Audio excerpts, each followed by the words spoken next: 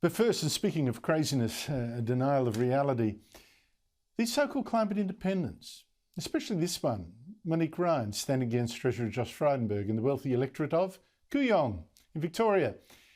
Now, I don't think that anyone has checked out the very dangerous thing that she and the other so-called climate independents, all backed by Simon Holmes à Court, billionaire's son, are pushing.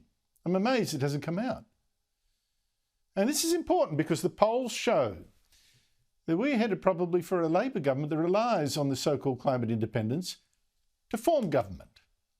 These independents will have the power to say to Labor, do what we say or else. Just like the last time when Labor's Julia Gillard had to make a deal with the Greens and two independents, Tony Windsor and Rob Oakeshott, to become the Prime Minister. How did that turn out? So let's look at one of the most prominent of these so-called climate independents, who are all funded by Holmes à Court, billionaire's son, all standing against the Liberals. Let's look at Monique Ryan, who last year claimed she'd never been political before, not even in university, never.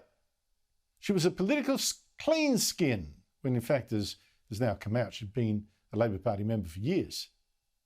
And now she, like the other climate independents, claims she doesn't know who she'd vote for, a Labor Prime Minister, a Liberal one, if she had the balance of power. And I'm prepared to work with either sides of the political spectrum. Neither of them is good enough.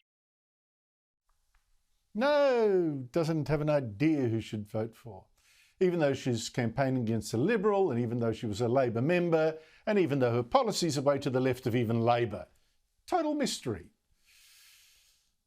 And speaking of her policies, let me look at her main one, because this is actually the big scam. This is the big con. People have got to wake up to what is going to happen. Monique Ryan, this climate independent, says she wants even bigger cuts to her emissions than Labor wants. 60% by 2030. That's just 8 years from now. And that's an incredible target. And today, even an ABC presenter, even a real global warming believer like Patricia Karvelas, had to ask a question about this. Is it recklessly ignorant or dishonest answer that she got? We don't know what your plan entails, how it would cost the economy, who would pay.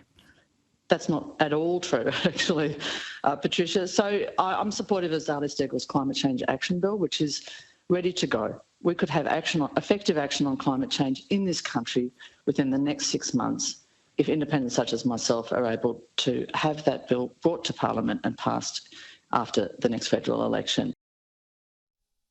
Okay, so note, she has got a plan to cut our emissions by 60%. It's Zali Steggall's plan, and it's easy, it's all costed, won't cost you a cent. Okay, been costed. And she's not the only so-called climate independent saying this. Zali Steggall, who is a sitting independent, one of 4, who currently sits in the House of Reps, has tabled some very sound, robust legislation to introduce the climate change bill. Okay, what is in this really sound, robust, magic plan of Zali Steggall's that's going to cut our emissions by this amazing 60% by just 2030 and not cost us a cent, not a cent? You know, we will benefit from action on climate change. It's not going to cost us. Well, I was all agog. I thought, wow, if it's that easy, why isn't everyone doing it? But then today, I actually read that Zali Steggall bill from top to bottom. And these climate independents, they are conning you. It's just unbelievable. I've read every word of the Steggall plan. There's not a single line in there about how this 60% cut is actually going to be done, how you're going to be taxed, whether petrol cars will be banned, what farmers are going to have to do with their cows, whether coal will be banned. There is nothing. There is not a single word. But this bill is worse than being absolutely clueless about how we're actually going to cut our emissions in this dream plan that's not going to cost you a cent and is worse than, tougher targets than even Labor. What this bill actually does, and it's the whole point of it, is to kill debate, to cripple democracy, and give an unelected Climate Commission amazing powers to force global warming policies that we don't yet know, to force these policies onto us. It calls for a new Climate Commission stacked only with global warming bureaucrats and believers. That's even more powerful than the last Climate Commission that was set up by Labor.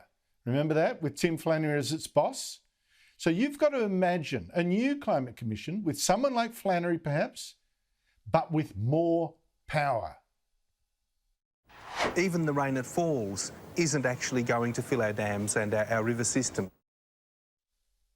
A guy like that in ultimate power, because this commission will from the start say that, well, 60% cut by 2030, it's got to happen because that will be the law under this bill. And this climate independence law will also say that this commission cannot even be controlled by the government. In fact, almost the reverse. When this commission gives the minister, the government, a climate change risk assessment, this bill says this minister must respond, with a plan to do exactly what it says. This government will be getting orders from activists by law under this climate bill. And this committee, this new climate commission and the minister are also ordered by law to believe in a falsehood that the costs of climate change are much greater than the costs of trying to stop it, which is actually false, and I've gone through that many times in the past.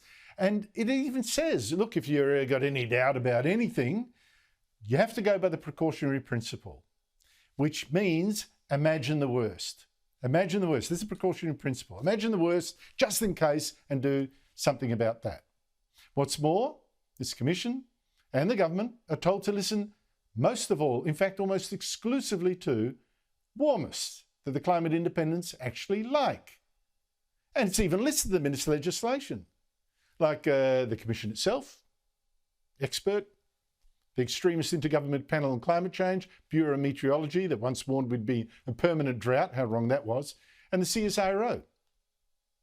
So, under this law from the independents, we could have a world expert in climate change that was a skeptic, and I've talked to a number of them. Professor Richard Lindzen, one of the greatest climate scientists in the world, Professor Nir Shaviv, Judith Curry, all of them overseas, but no, they are not on this list of approved experts. Close your ears, la la la, not listening, by law. No debate. That is what these climate independents really want. No debate and not much democracy.